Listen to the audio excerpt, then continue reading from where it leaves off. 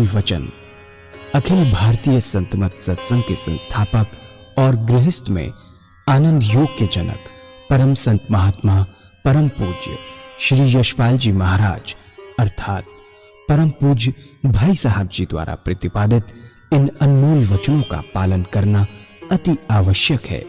ये वचन हमारी गृहस्थ आध्यात्मिक साधना के लिए मूलभूत सिद्धांत हैं, जो इस प्रकार हैं। हम दुनिया की हर चीज की कीमत आंकते हैं, अपने मानव जीवन की कीमत भी जाने व परमात्मा की प्राप्ति हेतु साधना करें। मनुष्य योनि एक उपहार है, इसीलिए परमात्मा को धन्यवाद देते हुए आधा घंटा प्रातःकाल, आधा घंटा सायंकाल पूजा अवश्य करें। सत्संग, सतनाम व सद्गुरु को प्राथमिकता देते हुए इसी के आधार पर ध्यान योगाभ्यास अवश्य करें व गृहस्थ के कार्यों को परमात्मा का कार्य समझकर उसी की याद में संपन्न करें। हर समय ये ध्यान रहे कि गुरु कृपा द्वारा परमात्मा की पवित्र सत्ता का हमारी आत्मा में वास है, अतः मन में निरंतर अपने इष्ट देव का जाप करें। मान सम्मान की इच्छा न करें व अपमान से दुखी न हो। परमात्मा के अतिरिक्त किसी और का भय न करें। दूसरों की बुराई न करें, न सुने, सत्य व मधुर बोलें, अश्लील शब्द मुंह से ना निकालें, सभी से नम्रतापूर्ण व सुंदर व्यवहार करें। धर्म पत्नी के अतिरिक्त अपने से बड़ी से माता जैसा, बराबर की से बहन जैसा व छोटी से पुत्री जैसा व्यवहार करें। सांसारिक जीवन यापन की आवश्यकताएं अंतहीन है, इसलिए अधिक से अधिक समय सत्संग में व धन परोपकार में खर्च करें। याद रखें, न स्त्री माया है, न धन दौलत, न ही परिवार। माया वह है जो हृदय को परमात्मा से दूर हटा दे। अतः निरंतर सत्संग और सद्गुरु की शरण में रहने का प्रयास करें। भोजन अपने इष्ट को अर्पण कर प्रसाद रूप में परमात्मा की याद में करें। रात्रि में सोने से पहले अच्छे बुरे कार्यों का आत्मनिरीक्षण कर उसका समुचित पश्चाताप करते हुए ध्यान करें व प्रभु की गहरी याद में ही विश्राम करें। परमात्मा तू ही है, तेरी इच्छा पूर्ण हो।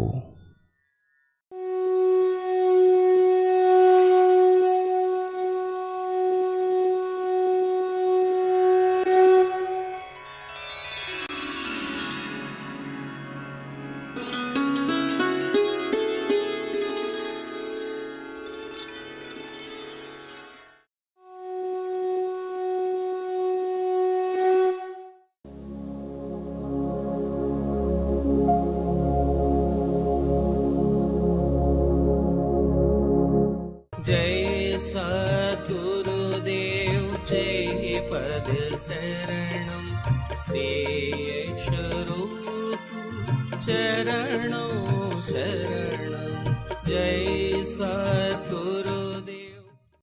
जीवन में कोई सुख नहीं, बस शाम को इतना पता चल जाता है कि 1 के 2 हो गए, 10 के 21 हो गए और 1000 के 1 करोड़ हो गए। यही आनंद है उनके लिए, इतना बढ़ गया। अगर हम ये सोचें कि हमारे देश में जिनकी नॉर्मल आमदनी है वैसा प्रकार संपन्न है और अधिक पैसे की क्या आवश्यकता। मेरे ख्याल से ऐसे व्यापारी जिनकी तृष्णा का अंत नहीं, कर्जदार पैदा होंगे। पहले जन्म में इन्होंने कर्ज लिया था, इनके जो बच्चे हैं असली से वो उठा रहे। किसी के पास 1 कार, किसी के पास 2 कार, कोई अशोका होटल, कोई ताज होटल, ऐश वो करते हैं। उस पैसे का उनके बच्चे उठा रहे। उस बेचारे को तो चिंता है इनकम टैक्स की, सेल टैक्स की। तो एक कर्जदार थे, अब कर्ज चुका रहे हैं, अपनी संतान जो बनकर आए हैं। लेकिन ऐसे के लिए भी इन संतों ने बड़ा सुंदर रास्ता अपनाया कि कोई भी काम अगर रिपीटेडली करते हैं, बार बार, तो काम बन जाए। अगर आपका शॉपिंग सेंटर है और बही खाता लिखते हैं, जैसे बही सामने आए तो लिखिए, कहिए ओम, लिख के डालिए तो कहिए ओम। अगर कैश गिरने का काम है तो कैश हाथ में लीजिए, कहिए ओम, गिन के डालिए तो कहिए ओम। अगर 1000 बार आपने ये काम किया तो 2000 बार परमात्मा का नाम। और जो 2000 बार परमात्मा का नाम लेगा दिन भर के अंदर, उसको हमेशा अपने परमात्मा की याद बनी रहेगी। तो ये है, ऐसे बहुत से काम हैं जो बार बार करने पड़ते हैं, और तब भी काम बन सकता है। बाकी क्या है, बाकी जो बिजनेसमैन है, वो ऐसा तो है नहीं कि हर बार ग्राहक रहता है, कभी होता है कभी नहीं होता। दुकान पर जाइए, सामान ठीक कीजिए, सफाई कीजिए, अगरबत्ती जलाएं, ईश्वर की याद करें, जाइए, आंख खोलकर ईश्वर की याद करें। जब ग्राहक आ जाए पूरी सेवा करें उसकी, और जब चला जाए तो ईश्वर की याद में लग जाइए। बेकार गप्पों में अपनी जिंदगी का लाभप्रद समय खराब न कीजिए, या काम कीजिए, या ईश्वर की याद। ग्राहक आया, ईश्वर की याद छोड़ दीजिए। इस तरीके से जब जब आप खाली होंगे, अगर 12 घंटे दुकान पर रहते हैं, सुबह 8 बजे से रात्रि 8 बजे तक, तो खाना वहीं खाते होंगे, वह समय तो ईश्वर को देना ही है। जैसे ही भोजन आपके सामने आए, अपने इष्ट देव की याद में डूब जाइए, उन्हीं की याद में भोजन कीजिए, उन्हीं की याद में पानी पीजिए। अगर 12 घंटे में 6 घंटे ग्राहक आया और 6 घंटे नहीं आया, तो 6 घंटे ईश्वर की याद और 6 घंटे दुनिया का काम, कोई फर्क नहीं आएगा। जैसे आज आपकी दुनिया है वैसे ही रहेगी।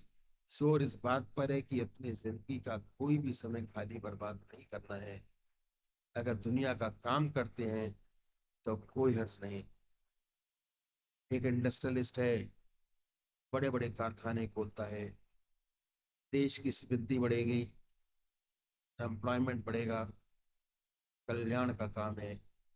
अगर उसकी निगाह सिर्फ पैसा कमाने पर है तो खराबी है, बंधन है। कर्म किस भावना से किया जाता है, बड़ा महत्व है। उद्देश्य यही है। अगर कि पैसा बने तब बंधन का कारण है, कर्म दूषित हो जाता है। अगर पीछे ये सुंदर भावना है कि परमात्मा ने मुझे ऐसी स्थिति में रखा, मेरे पास संपत्ति है, धन है, नए नए कारखाने खोलता है, एम्प्लॉयमेंट बढ़ेगा, देश का कल्याण होगा, पैसा भी मिलेगा, इस भावना वाले को भी मिलेगा, और जो पैसा कमाने के लिए करता है उसको भी मिलेगा। भावना से बड़ा अंतर हो जाएगा। एक परोपकारी बना देगी, दूसरा बंधन का कारण होगी। भावना ही सब कुछ है। हर जगह लिखा होता है वर्क इज वर्शिप। हर काम पूजा नहीं है। हर काम को पूजा में बदल सकते हैं, जिस भावना से करेंगे वैसा ही होगा। तो भावना बड़ी प्रधान चीज है। किस भावना से काम किया जा रहा है उसके बड़े मायने हैं, और भावना की वजह से कर्म का फल बदल जाता है। भगवान कृष्ण के पास सुदामा जी गए, चूड़ा था, चावल था उनके पास। उस जमाने में उसकी क्या कीमत रही होगी, एक कौड़ी की भी नहीं, लेकिन भावना थी। किस भावना से आप काम करते हैं, बड़ी चीज है। कोई ऊपर उठाने वाली है, कोई नीचे गिराने वाली है। अगर एक इंडस्ट्रियलिस्ट भावना से काम करता है कि हमारे देश की समृद्धि बढ़ेगी, पैदावार बढ़ेगी, देश खुशहाल होगा, सच्ची सेवा कर रहा है। अगर शोषण करने के लिए करता है कि मेरा पैसा बने, अलग बात हो जाती है। तो हमने देखा एक इंडस्ट्रियलिस्ट आसानी से 10 के 16 घंटे ईश्वर के बना सकता है। 6 घंटे का टाइम ऐसा है जिसमें वो दुनिया का काम करता है, क्योंकि उसमें व्यवसाय का काम करता है। 6 घंटे परमात्मा की याद करेंगे, 16 घंटे परमात्मा की याद, और 6 घंटे दुनिया का काम। हैबिट फॉर्मेशन बनाइए, एक एक चीज को पकड़िए और आदत बनाते चले जाइए। ये हमने अपने बनाए। हाँ, अब हम आते हैं बुद्धिजीवी, दफ्तर में काम करने वाले लोग। इनकी ड्यूटी 7 घंटे की होती है और 1 घंटा लंच का होता है। इसमें भोजन जैसे ही सामने आए अपने इष्ट देव के अर्पण कीजिए, उसी की याद में खाइए, उसी की याद में आराम कीजिए। अगर ऐसा करेंगे तो माइंड इतना रिफ्रेश हो जाएगा कि लंच के बाद जो आप काम करेंगे बड़ा मन लगेगा काम करने में, थकान महसूस ही नहीं होगी। 15 मिनट दोपहर के बाद चाय का, दोपहर से पहले भी 15 मिनट चाय का, ये आधा घंटा बड़े आराम से परमात्मा की याद की जा सकती, बहुत आराम से। इस 1.5 घंटा 7 घंटे में ईश्वर की याद। फिर ऐसा तो होता नहीं कि हमेशा काम हो। बहुत से दफ्तर ऐसे होते हैं जब काम हमेशा लगा रहता है। आप सुबह जाइए, अपने इष्ट मित्रों से प्यार से मिलिए, कोई चुटकुला हो तो सुना दीजिए, उसके बाद अपनी सीट पर आइए, काम कीजिए पूरी लगन के साथ। काम खत्म हो तो भगवान की याद खोलिए, आंख मीच के, आंख खोल के याद कीजिए। किसी को पता ना हो कि आप क्या कर रहे हैं। अगर पता लगा तो आपको काम नहीं करने देंगे। अगर आपने कई लोगों से कहना शुरू किया कि मैं तो दफ्तर में बैठकर भगवान का ध्यान करता हूं, तो आपको काम नहीं करने देंगे। कोई कलम फेंक के मारेगा, कोई चौक फेंक के मारेगा, तरह तरह के आपके नाम रखे जाएंगे, कोई स्वामी जी, कोई ब्रह्मा जी, और काम नहीं करने देंगे। अपने आप को छिपाना है, छिपा के अभ्यास करना है। और गलती से आंख लग गई तो अड़ोसी पड़ोसी यही कहेगा कि दूसरा शो देख कर आया है। तो छिपा कर अभ्यास करना है। अगर पता चल जाए कि पूजा करते हैं इसलिए छिपा कर अभ्यास कीजिए, इसका बड़ा लाभ है। धीरे धीरे आदत बन जाती है, हैबिट फॉर्मेशन सबसे बड़ी बात। जब काम खत्म, ऑटोमेटिक चेंज ओवर, ईश्वर किया, काम आया ईश्वर, काम किया, खत्म हुआ ईश्वर किया। इन संतों ने बड़ी सुंदर बात बतलाई कि देखो, दुनिया की हम सारी चीज की कीमत आंकते हैं, कपड़े की कीमत आंकते हैं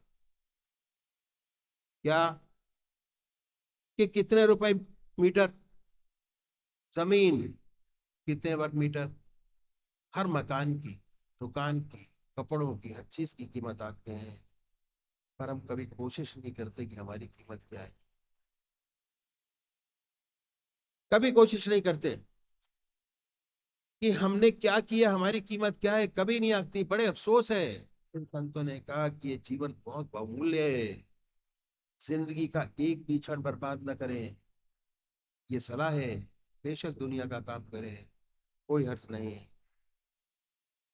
एक साइंटिस्ट है, दुनिया का कल्याण करने वाला है, नई चीज निकालेगा, कोई नुकसान नहीं, लोगों को फायदा होगा। इसका नुकसान तो तब है जब हम अपनी जिंदगी का समय बेकार करें, उसका हर क्षण इस्तेमाल करें, या दुनिया का काम करें या ईश्वर को दें, व्यर्थ बर्बाद ना करें। असल चीज भावना की है। हम किस भावना से काम करते हैं। अगर तनख्वाह के लिए काम करते हैं तो कभी संतोष नहीं होगा, दिल जलता रहेगा। हम ख्याल करते रहेंगे कि हमारा बॉस है, सिर्फ मैट्रिक पास है, 1000 रुपये तनख्वाह ले रहा है, हम ग्रेजुएशन में हैं, हमको 500 रुपये मिल रहे हैं, जलता रहेगा, उठता रहेगा, जब तक रहेगा इसमें शांति नहीं है। अपने आप को इससे ऊपर उठाइए, ये समझिए कि भगवान ने मुझे काम सौंपा है, परमात्मा का है, किसी विशेष व्यक्ति का नहीं। मैं उसका काम करता हूँ। मेरा जो बॉस है, चाहे मैट्रिक हो या इंटर, परमात्मा ने उसे बैठाया है, उसकी इज्जत करना मेरा फर्ज है, भगवान ने बनाया है, ये मेरा कर्तव्य है।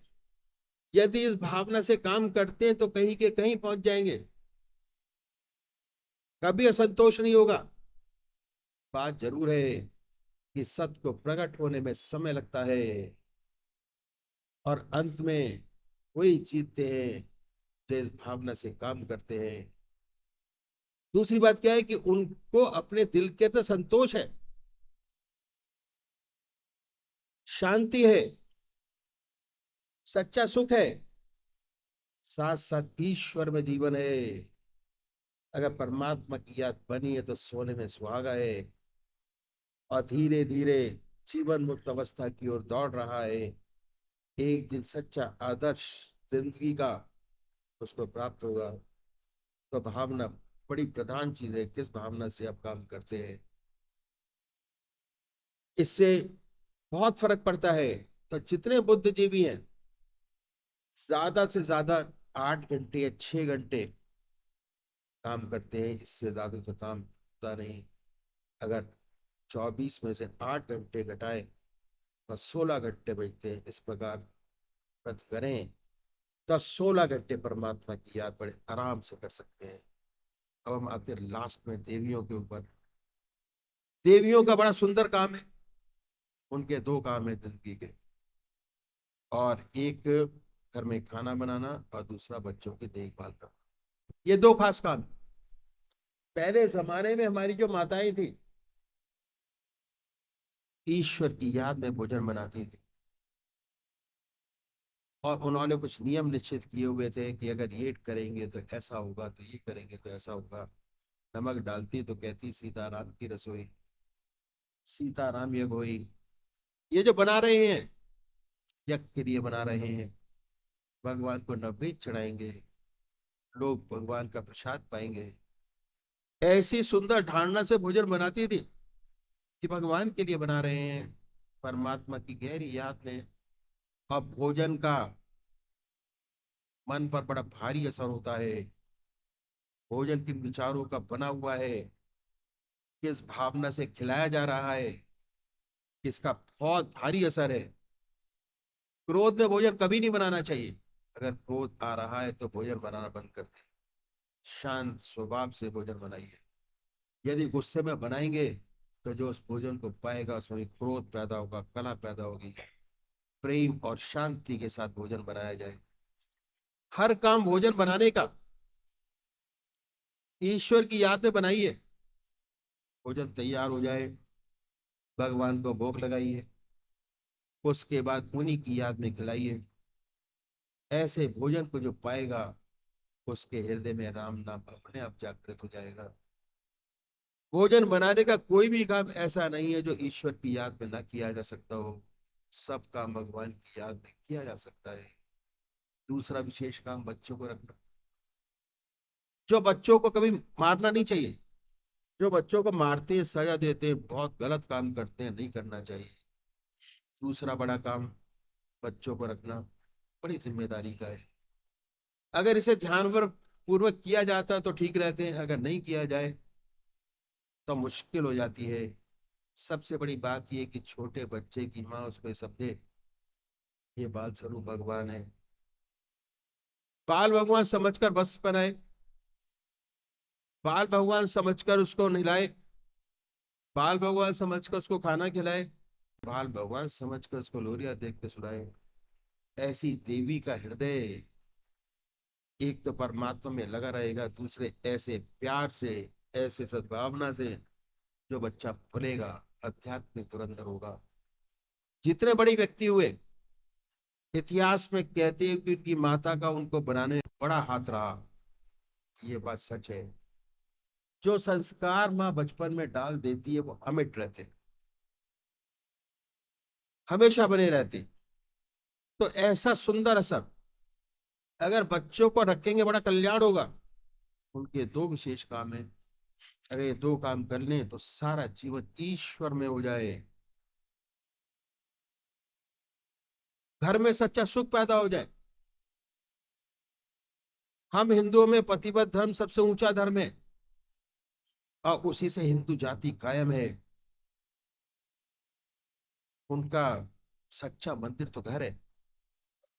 चाहे ऐसे सुंदर विचार देवियों में है, वह घर स्वर्ग बन जाता है। सच्चा सुख उन घरों में होता है। सच्ची खुशहाली और पैसा दोनों अलग चीज हैं। ये जरूरी नहीं कि पैसा बहुत ज्यादा हो तभी आप सुखी हो। परमात्मा इतना दे कि सब खर्चे ठीक ठाक चलते रहे, घर में सद्बुद्धि हर एक की है। सच्चा सुख, बेटा अपना कर्तव्य करता है, पिता अपना कर्तव्य करता है, धर्मपत्नी अपना कर्तव्य करती है, सच्चा स्वर्ग है।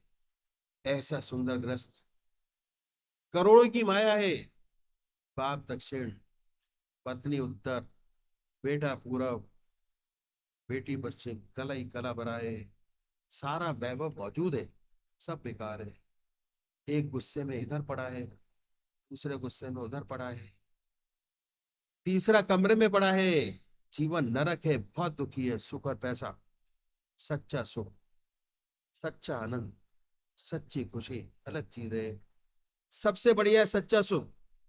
गृहस्थ में सच्चा सुख मिले तभी हो सकता है जब हमारा ईश्वरीय जीवन हो और हमें प्रभु की याद बनी रहे, तब सच्चा सुख हमें प्राप्त हो। तो हमने देखा, हम अभ्यास करें, बड़ी आसानी से 16 घंटे अपने बना सकते हैं।